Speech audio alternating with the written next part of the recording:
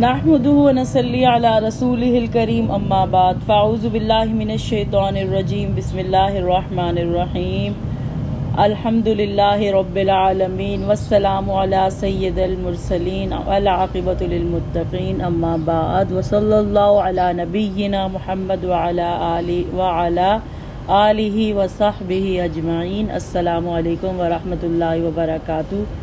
سورہ البقرہ پارہ نمبر 2 آیت نمبر 142۔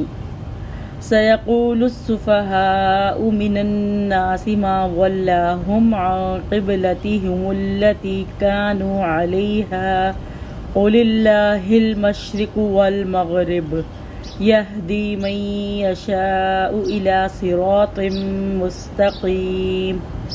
سَيَقُولُ ان قریب کہیں گے، السفہاء وہ جو بے وقوف ہیں، مطلب یہود کہیں گے، یہود نے بہت زیادہ پروپوگنڈا کیا، اور سفہاء وہ جو کم عقل لوگ ہیں، من الناسی لوگوں میں سے، ماں کس چیز نے، واللہم پھیر دیا ان کو، عن سے، قبلتہم التی ان کے اس قبلے سے، التی وہ جو، کانو تھے وہ، علیہا جس پر، قل کہہ دیجئے، للہ اللہ کے لیے ہے، المشرق مشرق، والمغرب اور مغرب، یہدی وہ ہدایت دیتا ہے، من یشاء جسے وہ چاہتا ہے، الی طرف، صراط مستقیم راستے کی، سیدھے کی۔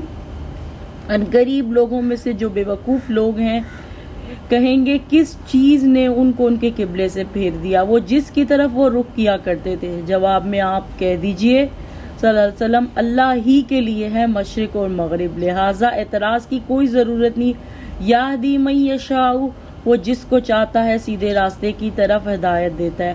آپ صلی اللہ علیہ وسلم جب مکہ تھے، بیت اللہ شریف کی طرف منہ کر کے عبادت کرتے، آپ صلی اللہ علیہ وسلم حتیم کی جانب کھڑے ہوتے، حتیم کی جانب سے جب آپ صلی اللہ علیہ وسلم قبلے کی طرف رخ کرتے تو آپ صلی اللہ علیہ وسلم کے سامنے خانہ کعبہ اور بیت المقدس دونوں ہوتے، دونوں قبلے سامنے آ جاتے۔ جب آپ صلی اللہ علیہ وسلم مدینہ تشریف لے کے لائے ہجرت کے بعد، تو یہاں پر اہل کتاب بھی تھے، پہلے سے موجود تھے، وہ اپنی عبادت میں بیت المقدس کی طرف منہ کرتے۔ آپ صلی اللہ علیہ وسلم کو بھی بیت المقدس کی طرف منہ کرنے کو کہا گیا۔ بیت المقدس جو ہے مدینہ میں جس جانب ہے کعبہ، اس سے بالکل اپوزٹ ہے، مطلب 16 سے 17 مہینے آپ صلی اللہ علیہ وسلم نے بیت المقدس کی طرف رخ کیے رکھا۔ یہ حکم قرآن مجید میں نہیں، یہ حکم نص کی مثال ہے۔ آپ صلی اللہ علیہ وسلم کو یہ بات معلوم تھی کہ آپ صلی اللہ علیہ وسلم آخری نبی ہیں، اور آپ صلی اللہ علیہ وسلم کا قبلہ خانہ کعبہ ہے۔ یہود کو بھی یہ بات معلوم تھی، آخری نبی پاک صلی اللہ علیہ وسلم کا جو قبلہ ہوگا، جو کعبہ قبلہ ہوگا، اس لیے آپ صلی اللہ علیہ وسلم بار بار خانہ کعبہ کی طرف مڑ کر دیکھتے، کعبہ کی طرف آنکھ اٹھا کر دیکھتے، جبرائیل علیہ السلام کا انتظار کرتے کہ وہی لائے اور یہ حکم موجود ہو کہ کعبہ کو قبلہ بنایا جائے۔ اللہ تعالیٰ کو معلوم تھا اس حکم کے بعد شور و غل اٹھے گا، پروپوگنڈا کریں گے، بے وقوف جو ہوں گے، لا علمی یا کم عقلی کی وجہ سے ان کے پاس علم نہ ہوگا، تو آپ صلی اللہ علیہ وسلم کو تسلی دی جا رہی ہے کہ ایسے لوگوں کی آپ پرواہ بالکل بھی نہ کریں، جو اللہ کے احکام پر اعتراض کرے وہ خود بے وقوف ہے، اور مالک بہتر جانتا ہے کہ اس کو کس چیز کا حکم دینا ہے۔ کعبہ کی طرف منہ کرنا ہی اصل میں صراط مستقیم ہے، اور جس نے قرآن مجید کو سمجھ لیا اسے پتہ ہے کہ اصل سکون قرآن مجید میں ہی ہے، اور جو بے وقوف ہیں وہ لوگ اعتراض کریں گے۔ آیت نمبر 143۔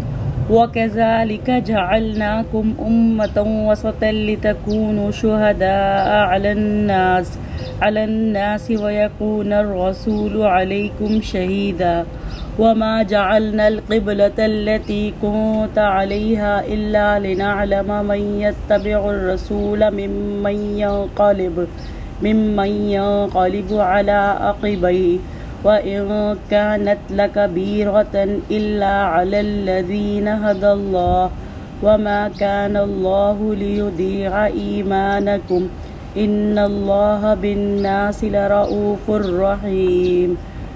وَكَذَلِكَ اور اسی طرح، جعلناکم بنایا ہم نے، تم کو امتن ایک امت وسطن وسط معتدل لتکونو تاکہ تم ہو جاؤ شہداء گواہ علی الناس لوگوں پر ویکونو اور ہو جائے الرسول رسول علیکم تم پر شہیدن گواہ۔ اور اسی طرح بنایا ہم نے تم کو امت وسط۔ امت وسط کا مطلب کہ ایک اپنی امت مسلمہ معتدل امت ہے۔ یہود جو تھی وہ حد سے زیادہ بڑھ گئی تھی، جنہوں نے نبیوں کو قتل کیا۔ نصارہ نے محبت میں زیادہ آگے بڑھ کر کیا کیا کہ نبی کو اللہ تعالیٰ کا بیٹا بنا دیا۔ اور ہم امت وسط ہیں۔ امت وسط بہترین امت، درمیانی، حصہ تعداد کے اعتبار سے، فاصلے کے اعتبار سے اعتدال۔ امامت یہاں پہ یہود کی طرف سے اب بنی اسرائیل کی طرف سے بنی اسماعیل کو دی جا رہی ہے۔ جس طرح اللہ تعالیٰ نے خانہ کعبہ کو قبلہ بنایا، سینٹر آف دا ارتھ وسط میں رکھا کعبہ کو، اسی طرح ہم نے تم کو درمیانی امت بنایا۔ امت مسلمہ آخر جو ہے آخر میں ہے، مگر اس کو سینٹر میں رکھا۔ نبی کریم صلی اللہ علیہ وسلم آخری موتی ہیں، مطلب آخری نبی ہیں اس لڑی کا۔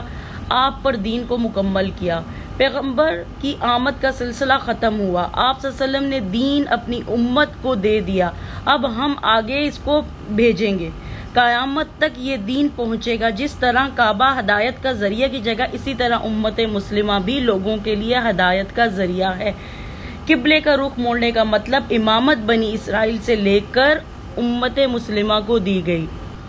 لِتَكُونُوا تاکہ تم ہو جاؤ شہداء گواہ علی الناس لوگوں پر، مطلب تم لوگوں کو پیغام پہنچایا، ہر کسی سے سوال ہوگا۔ آپ صلی اللہ علیہ وسلم نے دین اپنی امت کو پہنچا دیا، اب ہم آگے بیچ میں، اب ہم سے قیامت تک یہ دین پہنچے گا۔ جس طرح کعبہ کو ہدایت کا ذریعہ بنایا گیا، اسی طرح امت مسلمہ بھی لوگوں کے لیے ہدایت کا ذریعہ ہے۔ وَيَكُونَ اور ہو جائیں الرسول رسول علیکم تم پر شہیدن گواہ۔ اور جو دوسری گواہی ہے وہ خود رسول اپنی امت کے ان لوگوں کے خلاف گواہی دیں گے جنہوں نے قرآن کو پسے پش ڈال دیا اور کہتے تھے کہ قرآن میں تو جو باتیں ہیں اس زمانے میں تو درکار تھی، مطلب کرامت تھی، مگر آج کا زمانہ آگے نکل گیا۔ بہت سارے لوگ ایسی باتیں کرتے ہیں۔ اور امت مسلمہ کی دوسری امتوں پر شہادت ابو سعید خدری رضی اللہ سے روایت ہے کہ آپ صلی اللہ علیہ وسلم نے فرمایا قیامت کے دن نوح علیہ السلام کو بلایا جائے گا، وہ کہیں گے لبیک وسعدیک، اللہ تعالیٰ ان سے پوچھیں گے کیا تم نے میرا پیغام پہنچا دیا؟ وہ کہیں گے جی ہاں۔ پھر ان کی امت سے پوچھا جائے گا کیا نوح علیہ السلام نے تمہیں میرا پیغام پہنچا دیا؟ وہ کہیں گے ہمارے پاس تو کوئی ڈرانے والا آیا ہی نہیں۔ پھر اللہ تعالیٰ سیدنا نوح علیہ السلام سے کہیں گے تمہارا کوئی گواہ ہے؟ وہ کہیں گے محمد صلی اللہ علیہ وسلم اور ان کی امت۔ پھر اس امت کے لوگ گواہی دیں گے کہ یقیناً نوح علیہ السلام نے پیغام پہنچا دیا اور محمد صلی اللہ علیہ وسلم تم پر گواہ بنیں گے۔ بخاری کی حدیث ہے یہ، اور ایک دوسری روایت میں ہے کہ اس وقت نوح علیہ السلام کی امت کہے گی تمہاری گواہی کیسے قبول ہو سکتی ہے جبکہ تم نے ہمارا زمانہ نہ پایا اور نہ ہمیں دیکھا۔ اس وقت امت مسلمہ کا یہ جواب دے گی کہ ہم کو اللہ تعالیٰ کی کتاب اور اس کے رسول نے بتانے سے یہ یقینی علم حاصل ہوا، اس لیے ہم یہ گواہی دیتے ہیں۔ اور آپ صلی اللہ علیہ وسلم اپنی امت کے خلاف شہادت دیں گے ان کے لیے جنہوں نے قرآن سے ناانصافیاں کی۔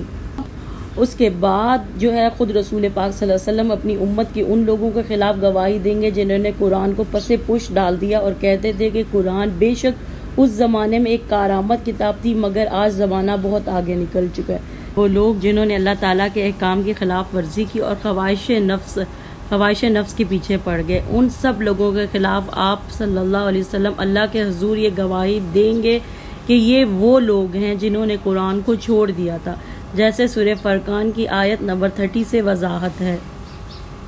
وما اور نہیں جعلنا بنایا ہم نے القبلۃ قبلہ التی اسے کنتا تھے آپ کن علیہ جس پر الا مگر لنعلم اس لیے کہ ہم جان لیں من کون یتبع پیروی کرتا ہے الرسول رسول کی ممن اس سے جو ینقلب پھر جاتا ہے پلٹ جاتا ہے علی عقبیہ اپنی ان دونوں ایڑیوں پر۔ جب تحویل کعبہ کا حکم نازل ہوا تو منافقوں اور یہودیوں نے مسلمانوں کے خلاف انتہائی زہریلا پروپیگنڈا شروع کر دیا۔ اس قدر پروپیگنڈا کیا کہ آسمان سر پر اٹھا لیا، اور وہ پروپیگنڈا یہ تھا کہ مسلمان کبھی کسی طرف منہ کر کے نماز پڑھتے ہیں، کبھی کس طرف۔ ان لوگوں کے پروپیگنڈا سے کچھ کمزور ایمان والے تو متاثر ہوئے، بغیر نہ رہ سکے، مگر جو البتہ ایمان میں راسخ اور مضبوط تھے انہوں نے اس کی پرواہ نہ کی۔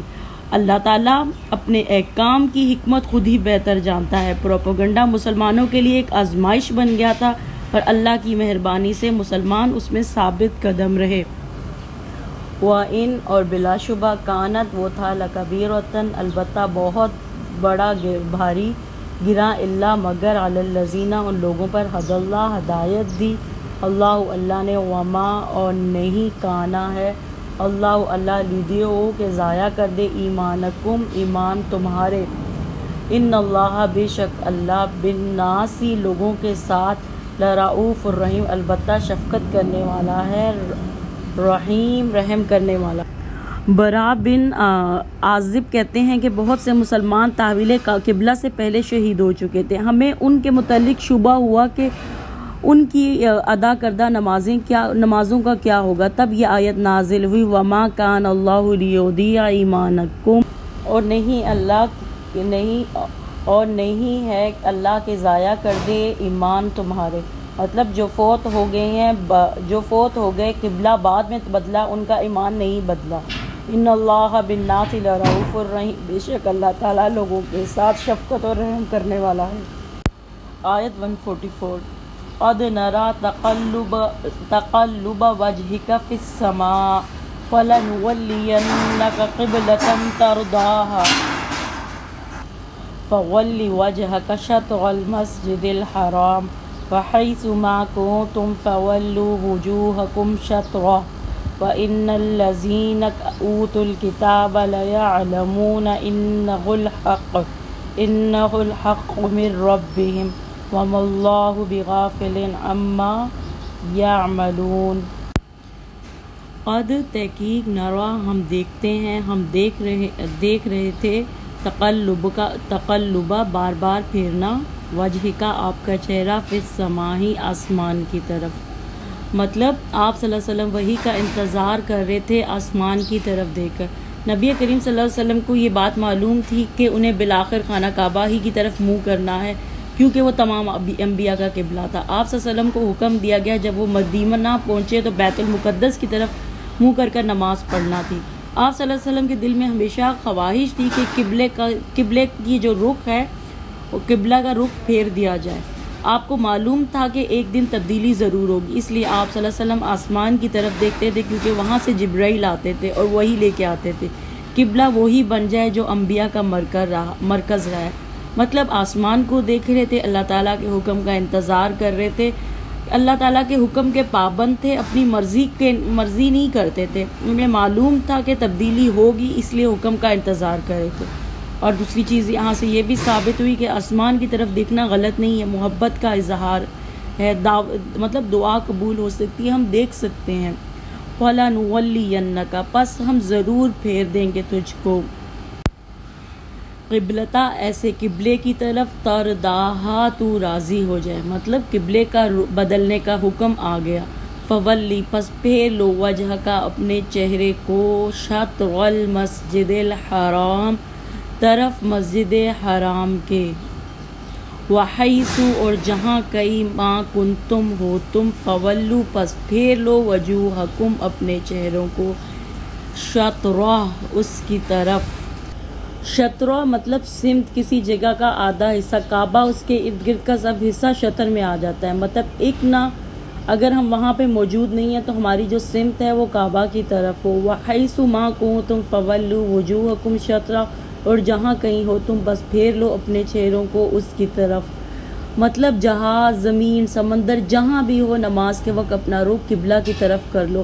فرض نماز کے اندر قبلہ کا رخ ہونا شرط ہے۔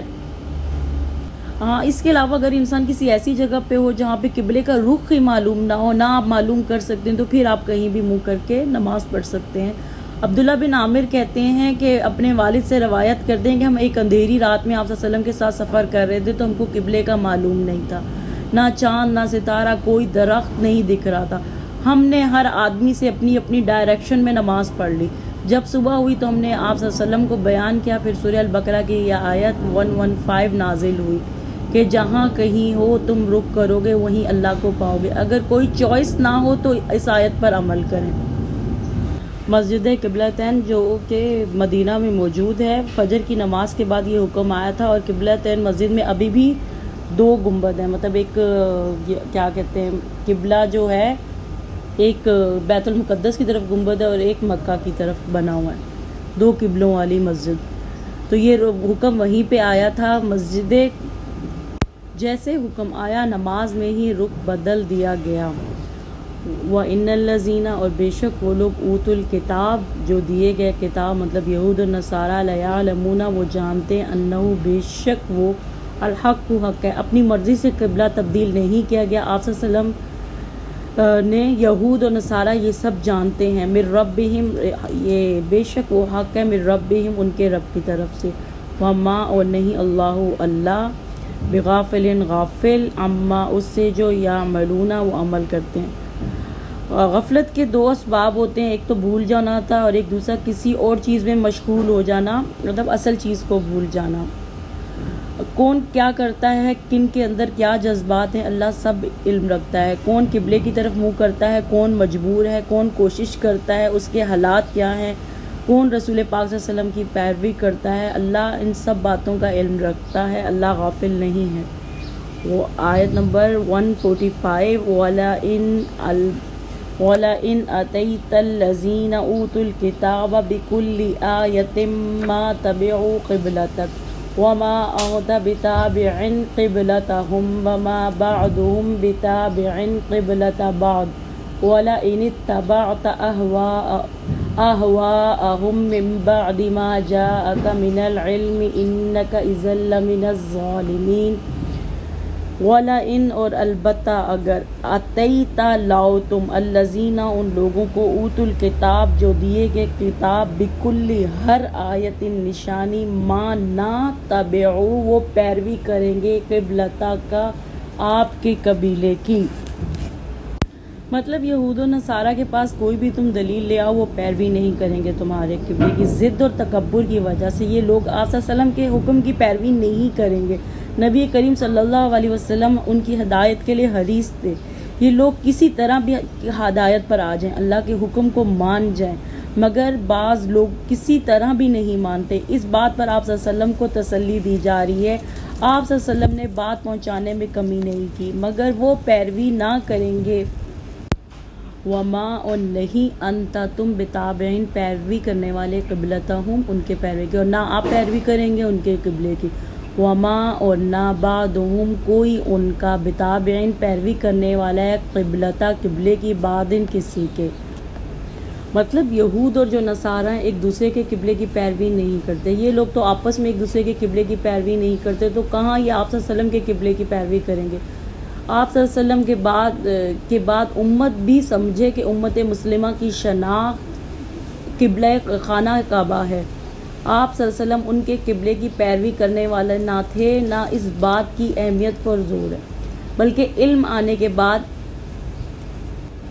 بعد کسی دوسرے کے قبلے کی پیروی نہیں کرنی چاہیے۔ وَلَا ان اور البتہ اگر اتبعتا تم نے پیروی کی اہواءہم ان کی خواہش کی من سے بعد اس کے ما جا کا آ گیا تمہارے پاس من العلم علم میں سے، مطلب قرآن و سنت کی پیروی کرنی ہے تم نے، انکا بے شک اذن تب لمن الظالمین البتہ تم ضرور ظالموں سے ہوگی۔ امت مسلمہ کی پہچان کیا ہے؟ کعبہ ہے، قرآن اور سنت کی پیروی ہمیں کرنی ہے، قرآن و سنت علم ہم تک پہنچ چکا ہے، اور حق کی پیروی ہی ہماری زندگی کا حصول ہونا چاہیے، لوگوں کی خواہشات کی پیروی نہ کریں۔ آپ صلی اللہ علیہ وسلم نے اپنی خواہش نفس کی پیروی نہ کرتے، بلکہ جو اللہ کی طرف سے آتا وہی کرتے۔ یہود نے رسول پاک صلی اللہ علیہ وسلم کی پیروی نہ کی تھی۔ خانہ کعبہ ساری دنیا کے لیے عبادت کا رخ ہے، تمام انبیاء کا قبلہ مکہ ہی تھا، انہوں نے اختلاف میں آ کر قبلہ بدل ڈالا۔ اللہ ایک ہے، اللہ کا گھر ایک ہے، وہی عبادت کا رخ ہے۔ توحید کا سمبل ہے۔ قبلے کی عبادت نہیں کی جاتی، بس عبادت کریں اس گھر کے رب کی، نہ کہ قبلے کی، اور جو ایسا نہیں کرے گا بے شک وہ اذن تب لمن الظالمین، البتہ ظالموں میں سے ہوں گے۔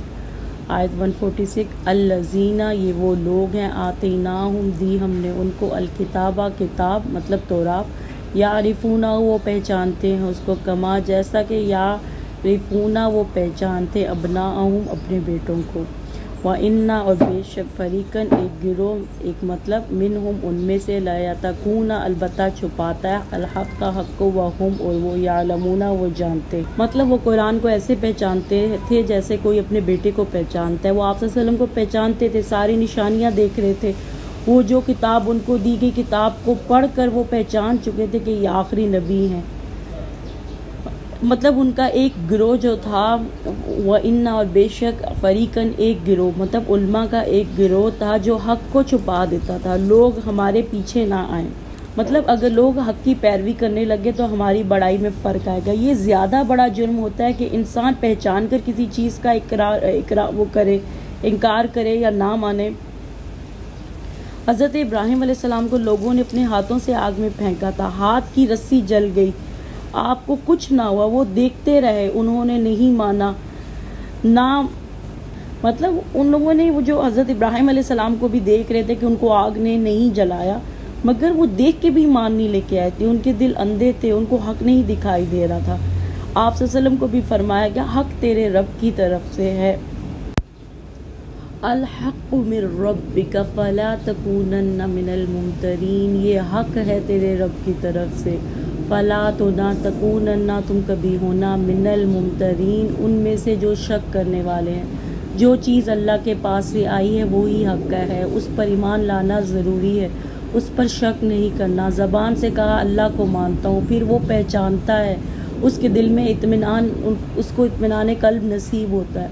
وَلِكُلِّ وِجْهَةٌ هُوَ مُوَلِّيهَا فَاسْتَبِقُوا الْخَيْرَاتِ، اور لِكُلِّ، واسطے، اس واسطے ہر ایک کے، مطلب ہر انسان کے، وجہتن ایک سمت ہے، ڈائریکشن ہے، ہوا وہ، مولیہ منہ پھیرنے والا ہے اس کی طرف، فاستبقوا، پس سبقت کرو تم، الخیرات، خیرات میں، یعنی مسلمان جس ملک میں ہوں گے وہ کعبہ کی طرف منہ کر کے نماز ادا کریں گے، اس طرف اس طرف کعبہ کی سمتیں الگ الگ بھی ہو سکتی ہیں، کسی ملک میں کعبہ مغرب کی جانب ہوگا، کسی میں مشرق کی طرف، اور کسی میں شمال یا جنوب کی طرف، اس سے کچھ نہیں فرق پڑتا۔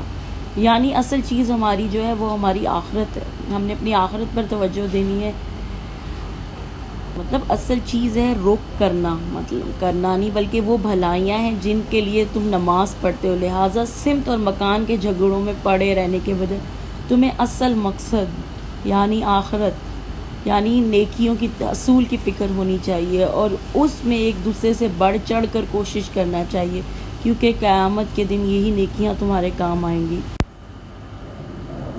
آئینہ، جہاں کہیں بھی، ماں تکونا، تم ہوگے، یاتی، لے آئے گا تم کو، بکم اللہ، تم کو اللہ تعالیٰ، جمیعاً سب کے سب کو، ان اللہ، بے شک اللہ، علی، اوپر، کلی، ہر شے، ان چیز کے، قدیر، قدرت، قادر ہے، قدرت رکھنے والا ہے۔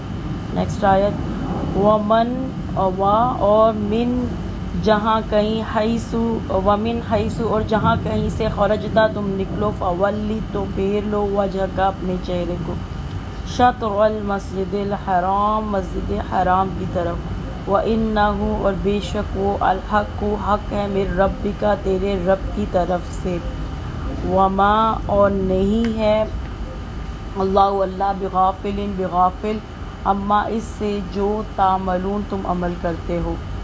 اس قبلے کے حکم کو 3 مرتبہ دہرایا گیا کیونکہ اس کی وجہ الگ الگ ہے، مثلا قد نرا تقلب وجہک فی السماء سے معلوم ہوتا ہے کہ اللہ تعالیٰ نے اپنے رسول صلی اللہ علیہ وسلم کی رضا اور اظہار کی تکریم کی خاطر تحویل قبلہ کا حکم دیا، اور وَلِكُلِّ وِجْهَةٌ هُوَ مُوَلِّيهَا میں یہ ارشاد فرمایا کہ تحویل کعبہ کا مسئلہ پر جھگڑے کھڑے کرنا درست نہیں، اصل کام تو نیکیوں کی طرف پیش و قدمی ہے۔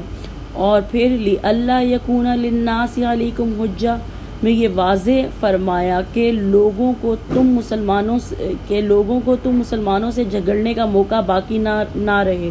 وہ یوں کہ تحویل کعبہ سے بیشتر یہودی مسلمانوں سے یہ کہتے تھے کہ ہمارا دین تو نہیں مانتے لیکن نماز ہمارے ہی قبلے کی طرف پڑھتے، اور مشرکین مکہ یہ اعتراض کرتے کہ دعویٰ کرتے تھے کہ ابراہیم علیہ السلام کے دین پر چلنے کا کام کرتے ہیں مگر ان کا قبلہ چھوڑ دیا ہے۔ مطلب جہاں بھی تم جاؤ گے اپنا جو قبلہ ہے کعبہ ہی رکھو، کہیں بھی تم عبادت کرتے ہو، قبلے کی پابندی استقامت بھی سکھاتی ہے۔ وَمِنْ حَيْثُ اور جہاں کہیں خرجتا تم نکلو، فولی تو پھیر لو وجہ کا اپنا چہرہ، شطر المسجد الحرام اپنا چہرہ مسجد حرام کی طرح، وحیث اور جہاں کہیں بھی کنتم ہو تم، فولو تو پھیر لو وجوہکم اپنے چہروں کو، شطرہ اس کی طرف، لے اللہ تاکہ نہ یکون ہو، للناس علیکم لوگوں کے لیے، علیکم تمہارے خلاف، حجت کوئی حجت، الا الذین بے شک وہ لوگ ان لوگوں نے، ظلموا جنہوں نے ظلم کیا، منہم ان میں سے، فلا پرسنا تخشوہم تم ڈرو ان سے، مطلب یہود اور نصارہ اصل ڈر ان کا تھا کہ وہ اپنا قبلہ بدل رہے ہیں، وخشونی بلکہ ڈرو مجھ سے، ولا اور نہ، ولی اتم اس لیے کہ میں پورا کر دوں گا، نعمتی اپنی نعمت، علیکم تم پر، ولعلکم تاکہ تم، تہتدون تم ہدایت پا جاؤ۔ بے انصاف یا ہٹ دھرم لوگ تعویل کعبہ کے بعد بھی اعتراض چھوڑیں گے؟ مثلاً یہود نے یہ اعتراض کر دیا تھا کہ ہمارے قبلے کی حقانیت ظاہر ہونے اور اسے تسلیم کر لینے کے بعد اب محض ضد اور حسد کی بنا پر اسے چھوڑ دیا، اور مشرک یہ کہنے لگے کہ ہمارے قبلے کا حق ہونا انہیں اب معلوم ہوا تو اسے اختیار کر لیا، اسی طرح ہماری اور بھی کئی باتیں منظور کر لیں گے، لہٰذا اے نبی صلی اللہ علیہ وسلم تم ان لوگوں کی باتوں کی طرف توجہ نہ دو اور نہ ان سے ڈرنے کی ضرورت ہے، بلکہ صرف مجھ سے ڈرو اور میرا حکم مانو۔ فلا پس نہ تخشوہم تم ڈرو ان سے، وخشونی تم ڈرو مجھ سے۔ تخشوہم مطلب تخشوہم وخشونی، مخالفت کرنے والوں سے نہ ڈرو، اللہ سے ڈرو، لوگوں کی باتوں کی پرواہ نہ کرو، اور تم ولی اتم اور اس لیے کہ میں پورا کر دوں، نعمتی اپنی نعمت کو، علیکم تم پر، ولعلکم اور لعلکم تاکہ تم، تہتدون تم ہدایت پا جاؤ، تاکہ تم پر اپنی نعمت تمام کر دوں، ہدایت دوں۔ جب انسان کو بات سمجھ آ گئی کہ زندگی کا مقصد کیا ہونا چاہیے، پھر اس کے مقصد پورا کرنے کے لیے لوگوں کا ڈر دل سے نکال دینا چاہیے۔ جب مقصد اہم ہوگا تو ڈر خود بخود نکل جائے گا۔ کما ارسلنا فیکم رسولا منکم یتلو علیکم آیاتنا ویزکیکم ویعلمکم الکتاب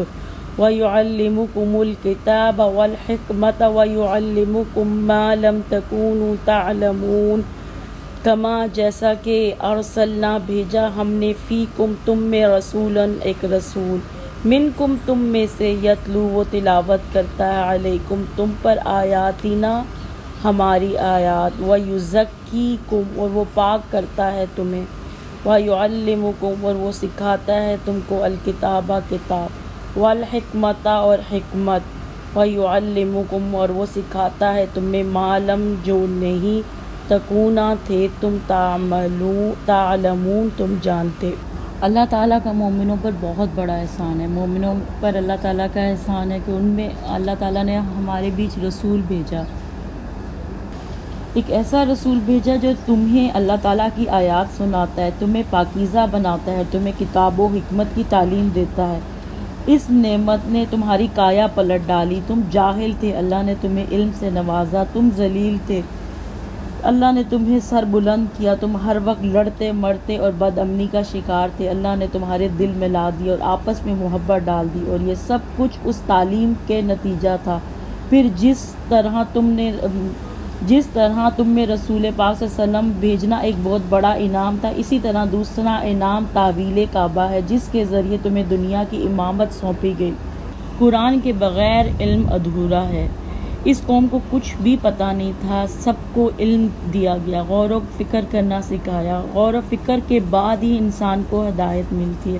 اور اس کے بعد حکم دیا گیا فَاذْكُرُونِي أَذْكُرْكُمْ وَاشْكُرُوا لِي وَلَا تَكْفُرُونِ، پس یاد کرو مجھے، فَاذْكُرُونِي پس یاد کرو مجھے، لوگوں کے ڈر سے اللہ کا ذکر چھوڑو نہیں، اللہ کو یاد کرو، اللہ کو یاد کرو گے اذکرکم میں یاد کروں گا تم کو، مطلب تم اللہ کو یاد کرو گے اللہ تم کو یاد کرے گا، واشکروا لی اور شکر کرو، دل اور زبان سے شکر ادا کرو، لی میرے لیے، ولا اور نہ تکفرون تم ناشکری کرو میری، اللہ دیے جا رہا ہے نعمتیں اس انسان کو، تمام نعمتیں پا کر انسان کیا کرے، اللہ کو یاد کرے، جب بندہ اللہ کو یاد کرتا ہے اللہ بندے کو یاد کرتا ہے، اللہ کو یاد کرنے کا بہترین طریقہ نماز ہے، ہر وقت یاد کریں، دل ہی دل میں زبان میں اللہ تعالیٰ کا ذکر کریں، اور نماز جس کا حکم دیا گیا اس کو باقاعدگی سے پڑھیں، خشوع سے پڑھیں۔ یا ایھا الذین آمنوا استعینوا بالصبر والصلاۃ ان اللہ مع الصابرین، اے لوگو یا ایھا الذین، اے لوگو آمنو جو ایمان لائے، استعینوا تم مدد مانگو، بالصبری صبر کے ذریعے، والصلاۃ اور نماز کے ذریعے، ان اللہ بے شک اللہ، ان اللہ مع الصابرین بے شک اللہ تعالیٰ صبر کرنے والوں کے ساتھ ہے۔ ایمان والوں سے خطاب ہے، کسی انسان کی بہترین صفت کیا ہے کہ وہ اپنے خالق کو پہچانتا ہے، ایمان تو جس کا ایمان ہوگا، جس کے اندر ایمان ہوگا، جو اپنے خالق کو پہچانتا ہے، اس کا روزہ بھی قبول ہوگا، نماز بھی قبول ہوگی، تو اس کی نعمت کا شکر ادا کرنا چاہیے۔ صبر سب سے بڑا قیمتی تحفہ ہے اس کے بندے کے لیے، مدد مانگو، مشکلات میں انسان گھبراہ ہوتا ہے، ایمان کی نشانی ہے صبر، جب ایمان ہو تو یقین اعتماد ہوتا ہے کہ اللہ پھر میری مدد ضرور کرے گا، پھر انسان شکوہ نہیں کرتا۔ صبر سب سے مشکل کام ہے، صبر کے بعد ہی اللہ تعالیٰ کی مدد نصیب ہوتی ہے۔ انسان کو آزمائش کے لیے بھیجا گیا ہے، مشکلات تو آئیں گی، مگر اس میں کیا کرنا ہے، سب سے پہلے صبر کرنا ہے، اور اس کے بعد صلاۃ، صبر نماز کے ذریعے آتا ہے۔ آپ صلی اللہ علیہ وسلم کو جب بھی کوئی مشکل آتی تھی، آپ صلی اللہ علیہ وسلم نماز کی طرف دوڑتے تھے۔ بخاری کی حدیث ہے، صبر کرنے سے کیا ہوتا ہے، ہمارے کام آسان ہو جاتے ہیں اور اللہ تعالیٰ کی مدد ہمیں نصیب ہوتی ہے۔ اللہ کی مدد اس وقت آئے گی جب تم صبر کرو گے، جو لوگ صبر کرتے ہیں اللہ کی رحمت کا خاص حصہ پاتے ہیں، اللہ کی مدد ان کو حاصل ہوتی ہے۔ صبر کیا ہے، انسان سے منفی الفاظ نہ بولے۔ وَلَا تَقُولُوا لِمَن يُقْتَلُ فِي سَبِيلِ اللَّهِ أَمْوَاتٌ بَلْ أَحْيَاءٌ وَلَكِن لَّا تَشْعُرُونَ۔ وَلَا اور نہ تقولوا تم کہو، لمن واسطے اس کے جو یقتلوا جو قتل کر دیا جائے، فی سبیل اللہ کے راستے میں، امواتن کہ وہ مردہ ہے، بلکہ نہیں، احیاء وہ زندہ ہیں، ولیکن لیکن مگر لا نہ تشعرون تم شعور نہیں رکھتے۔ اللہ تعالیٰ کی راہ میں جو شہید ہوئے انہیں مردہ نہ کہو، اللہ کے راستے میں دشمن کے ہاتھوں میں جو مارے جائیں ان کی موت خاص موت ہے، ان کی موت تمام لوگوں کی موت سے مختلف ہے۔ زندہ جیسے ہم ہیں اور جو لوگ مر گئے ہیں ان کے اور ہمارے بیچ برزخ کی زندگی ہے جس کا ہم شعور نہیں رکھتے۔ شہیدوں کی زندگی جو اللہ تعالیٰ کے راستے میں مارا جاتا ہے وہ اس لیے شہید ہیں جو اللہ کی راہ میں مرنے والے ہیں، بلکہ وہ اللہ تعالیٰ کا نام سر بلند کرتے ہوئے شہید ہوتا ہے۔ حدیث میں وارد ہے کہ آپ صلی اللہ علیہ وسلم نے فرمایا کہ شہداء کی روحیں سبز پرندوں کے جسم میں ہوتی ہیں اور ان کے لیے عرش کے ساتھ کچھ قندیلیں لٹکی ہوتی ہیں، اور یہ روحیں جنت میں جہاں چاہتی ہیں سیر کرتی ہیں، پھر ان قندیلوں میں واپس آ جاتی ہیں۔ مسلم۔ اللہ تعالیٰ خود فرما رہے ہیں کہ جو اللہ کی راہ میں قتل کر دیے جائیں، یعنی جو قتل کر دیا گیا وہ مر گیا، لیکن تم انہیں مردہ نہ کہو بلکہ وہ زندہ ہیں۔ ساتھ اس بات کو بھی بیان کر دیا گیا کہ انسانوں کو اس زندگی کا شعور نہیں، گویا یہ زندگی اس طرح کی زندگی نہیں جیسا اس دنیا میں ہوتی ہے اور جس کا انسانوں کو شعور ہوتا ہے۔ وَلَنَبْلُوَنَّكُمْ بِشَيْءٍ مِّنَ الْخَوْفِ وَالْجُوعِ وَنَقْصٍ من الأموال والأنفس والثمرات وبشر الصابرين.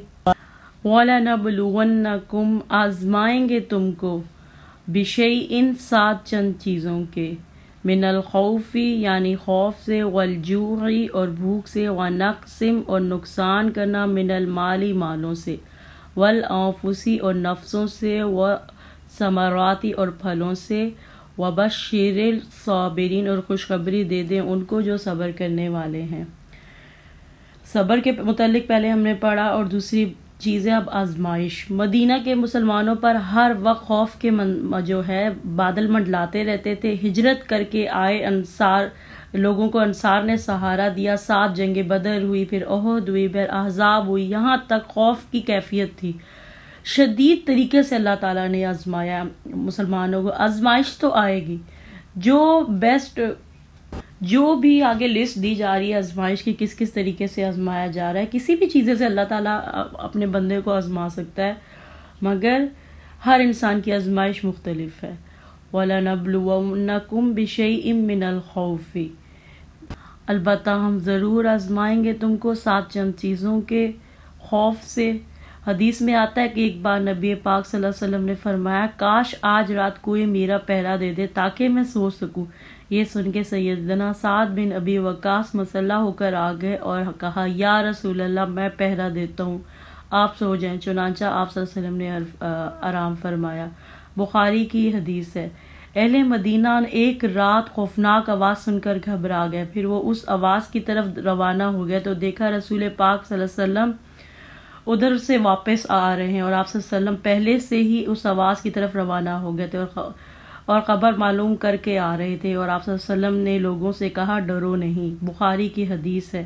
خوف تو ہوگا، مشکل میں کیوں ڈالا جاتا ہے؟ تاکہ کسی کی قابلیت کا اندازہ کیا جا سکے اور اس کی سنجیدگی کا بھی امتحان کہ انسان کتنا دین میں سیریس ہے، سنجیدہ ہے، وہ تیاری بھی کرے گا. صحابہ کرام سے اللہ راضی تھا. آپ صلی اللہ علیہ وسلم اللہ کے محبوب تھے.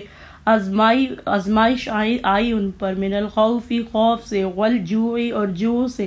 سیدنا ابو ہریرہ کہتے ہیں کہ اب میں نے صفا والوں میں 70 آدمی ایسے دیکھے ہیں جن کے پاس چادر تک نہ تھی، یا تو فقط تہبند تھا یا فقط کمبل، بس جس کو انہوں نے گردن سے باندھ رکھا تھا، جو کسی کے آدھی پنڈلیوں تک پہنچتا تھا اور کسی کے ٹخنوں تک، جسے وہ ہاتھوں سے سمیٹتے رہتے تھے اس ڈر سے کہ نہیں ان کا 70 نہ کھل جائے. بخاری کی حدیث ہے. مطلب صحابہ کے پاس نہ تجارت کا وقت تھا، نہ کھانے کا وقت تھا، صرف پڑھتے تھے صحابہ. اور اگر یہ لوگ گھروں میں رہتے، تجارت کرتے تو بہت کچھ ہوتا ہے ان کے پاس. حضرت عائشہ کہتی ہیں، حضرت عائشہ سے روایت ہے کہ میں نے اپنے بھانجے عروہ بن زبیر سے کہا، ہم پر ایک ایسا وقت بھی گزر چکا ہے کہ ہم ایک چاند دیکھتے پھر دوسرا چاند 2 مہینے آپ صلی اللہ علیہ وسلم کے گھر آگ نہ جلتی. عروہ نے کہا، خالہ پھر تمہارا گزارا کس چیز سے ہوتا؟ تو سیدنا عائشہ رضی اللہ تعالیٰ عنہ نے فرمایا، انہی 2 کالی چیزوں سے، یعنی کھجور اور پانی. پھر اتنا ضرور تھا کہ چند انصاری کے لوگ آپ صلی اللہ علیہ وسلم کے ہمسائے تھے جن کے پاس بکریاں تھیں، اور آپ صلی اللہ علیہ وسلم کو دودھ تحفے میں بھیجتے. بخاری کی حدیث ہے. وَنَقْصٍ مِّنَ الْأَمْوَالِ، اور نقصان کرنا مالوں میں سے. موسیٰ اشری فرماتے ہیں کہ ہم 6 لوگوں کے لیے سواری تھی. ایک شخص ایک اونٹ پر باری باری اس پر سوار ہوتے. چلتے چلتے ہمارے پاؤں پھٹ گئے، اور موسیٰ اشری کہتے ہیں کہ میرے پاؤں پھٹ کر ناخن گر گئے، اور اس حال میں پاؤں پر چیتڑے لپیٹتے. جوتا تو تھا نہیں، کپڑے لپیٹتے تھے. تبھی اس لڑائی کا نام غزوہ ذات العقا، چیتڑوں والی لڑائی پڑ گیا. والانفس، اور نفسوں سے. نفسوں مطلب جان کی کمی سے، وبائی امراض سے. غزوہ احد میں 70 لوگ شہید ہوئے. ایک موقع پر کچھ لوگوں نے کہا کہ ہم مسلمان ہو گئے، ہم کو پڑھوانے والے بھیج دیں. مدینہ کے بہترین قاری بھیجے 70 اور وہ شہید کر دیے گئے. آپ صلی اللہ علیہ وسلم پر کیا گزری ہوگی، تعلیم دی، ان کی محنت کی، اس رستے میں بہت سی آزمائش آئیں گی، مال کم ہوں گے، جانیں کم ہوں گی۔ وَالثَّمَرَاتِ اور جنگ تبوک میں کھیت پکے ہوئے تھے، کٹائی کا وقت تھا، کہا چلو 600-700 کلومیٹر دور چلو، کتنا مشکل مرحلہ تھا۔ اس وقت 3 صحابہ نے سے سستی کی، آگے ان کے ساتھ کیا ہوا آگے آئے گا۔ اور پھر اس کے بعد فرما دیا وَبَشِّرِ الصَّابِرِينَ، اور خوشخبری دے دو ان کو جو صبر کرنے والے، ایسی خوشخبری جس سے انسان کا چہرہ کھل جائے۔ صبر انسان اپنے جذبات پر کنٹرول رکھے، صبر کرنا اللہ کی رضا پر راضی ہو جانا ہے، کہ اتنی مشکل حالات میں بھی صحابہ کرام نے صبر کیا۔ اور اگلی آیت 156 الذین اذا اصابتهم مصیبۃ قالوا انا للہ وانا الیہ راجعون، یہ وہ لوگ ہیں جب اصابتہم پہنچتی ہے ان کو کوئی پہنچنے والی، قالوا کیا کہتے ہیں جب کوئی ان کے اوپر مشکل آتی ہے، قالوا وہ کہتے ہیں انا للہ وانا الیہ راجعون، بے شک اللہ کے لیے اور بے شک ہمیں اسی کی طرف لوٹ کر جانا ہے۔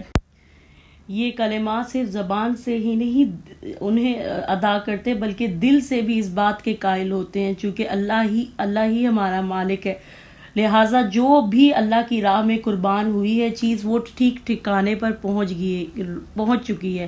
مطلب ان کے جو منہ سے کوئی بھی ناشکری کے الفاظ نہیں نکلتے۔ ایک تو جب ان کے اوپر مشکل آتی ہے تو وہ صبر کرتے ہیں، اس کا مطلب یہ کہ وہ اللہ کی رضا پر راضی ہوتے ہیں۔ صبر کرنے کا مطلب ہی اللہ سے راضی ہونا ہے، اور پھر ایسے بندے اللہ کے شکر گزار ہوتے ہیں۔ جو شخص بھی بہترین کرنا چاہتے ہیں صبر کرنا چاہیے انہیں، شکر گزار رہے، کیونکہ شکر گزار رہیں گے تو اللہ تعالیٰ نے خوشخبریاں ہیں صبر کرنے والوں کے لیے۔ اور پھر جو لوگ شکر گزار ہوتے ہیں، صبر کرتے ہیں اللہ کی رضا کے لیے، اللہ کی رضا پر راضی ہوتے ہیں، تو ان کے لیے خوشخبریاں ہیں۔ اولئک علیہم صلوات من ربہم ورحمہ واولئک هم المہتدون، یہی وہ لوگ ہیں جن پر ہیں رحمتیں، نوازشیں، عنایتیں ان کے رب کی طرف سے، ورحمتاً اور رحمت، واولئک اور یہی لوگ ہم وہ مہتدون جو ہدایت پانے والے ہیں، مطلب ہدایت صبر کرنے والے کو ملتی ہے۔ ایسے لوگوں کے لیے اللہ تعالیٰ تعریف کرتا ہے، رحمتیں آتی ہیں، آسمان پر تعریفیں ہوتی ہیں، ہدایت نصیب ہوتی ہے۔ جو لوگ مشکل آنے پہ کہتے ہیں ان للہ و انا الیہ راجعون، جب اللہ راضی ہوتا ہے تو دنیا میں بھی انعامات ملتے ہیں۔ صبر بھی عبادت ہے، ہدایت پر جو لوگ ہیں۔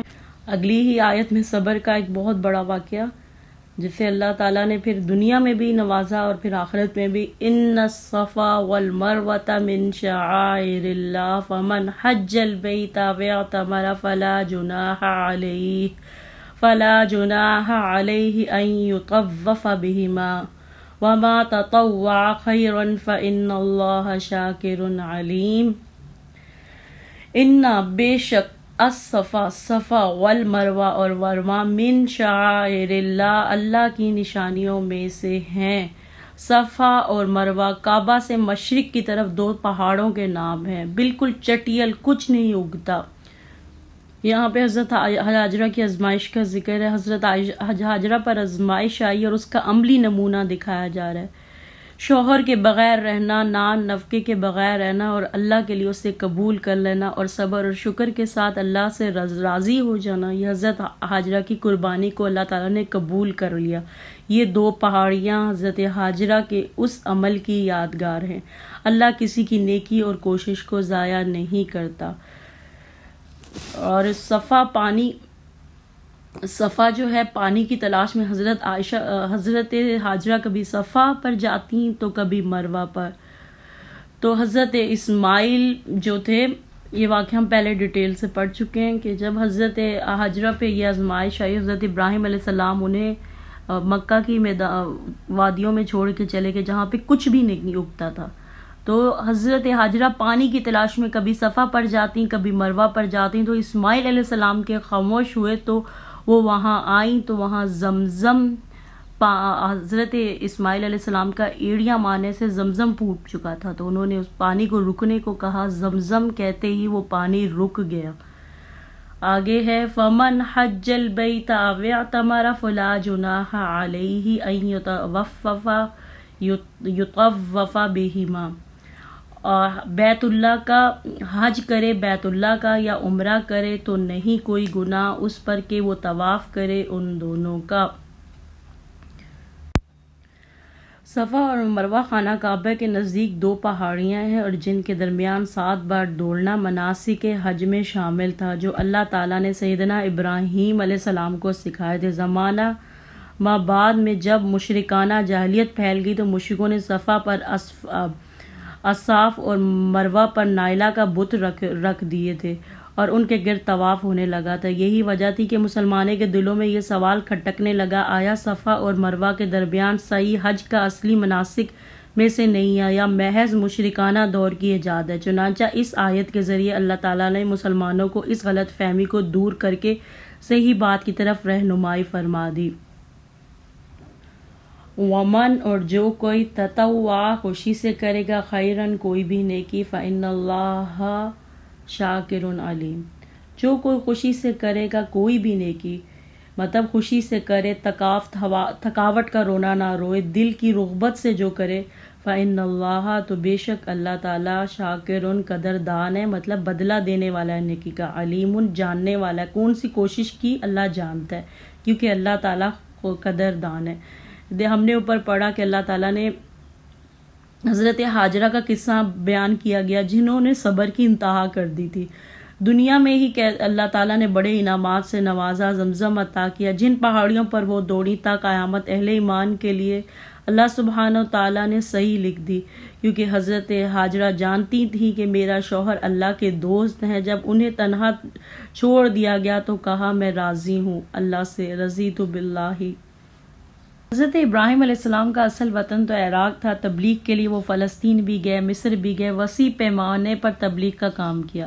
اللہ تعالیٰ نے ان کو حکم دیا تھا کہ بیوی بچے کو مکہ کے ویرانے میں چھوڑ دیں۔ جب وہ چھوڑ کر جانے لگے تو ان کی بیوی نے کہا آپ ہم کو یہاں چھوڑ کر جا رہے ہیں؟ اللہ کا حکم ہے۔ آپ نے اشارے سے کہا اللہ کا حکم ہے۔ اتنی ایمان والی تھی، پھر ہم ضائع نہیں ہوتے۔ پانی ختم ہوا، کھانا ختم ہو گیا، اب اسماعیل علیہ السلام پیاس سے جب تڑپنے لگے، ماں پہلے ایک پہاڑی پر چڑھی، پھر دوسری پر، پانی کہیں نہ دکھائی دیا، پھر دوسری پہاڑی پر چڑھی، کوئی پانی نہیں دکھا، اسی طرح 7 چکر لگ گئے ان کے۔ اتنے 7 چکروں کے بعد جب وہ پیچھے پلٹتی ہیں تو کیا دیکھتی ہیں کہ وہاں چشمہ ابل رہا ہے۔ کتنا بڑا معجزہ ہے، ریگستان ہے، ایک عورت کی قربانی کو اللہ تعالیٰ نے قبول کر لیا، دنیا میں مناسک حج میں اس کو شامل کر دیا۔ حضرت حاجرہ کے نقش قدم پر چلتے ہوئے ہر کوئی 7 چکر لگائے۔ اب صرف راستہ ہے، ویل چیئر ہے، اس وقت نہ فرش تھا، پتھر، اونچ نیچ صحرا تھا، کوئی مرد ساتھ نہیں تھا، ان کا کوئی گھر، نہ کھانا پینا۔ اللہ تعالیٰ نے ان کو ادا اتنی پسند آئی، اللہ نے صفا مروہ کو اپنی نشانیاں کہا، حضرت حاجرہ کے قدموں کے نشان پڑے، اللہ تعالیٰ نے قبول کیا۔ من شعائر اللہ، یہاں جا کر اللہ یاد آتا ہے۔ سبحانک اللہم و بحمدک، نشہد ان لا الہ الا انت، استغفرک و اتوب الیک۔ السلام علیکم و رحمۃ اللہ وبرکاتہ۔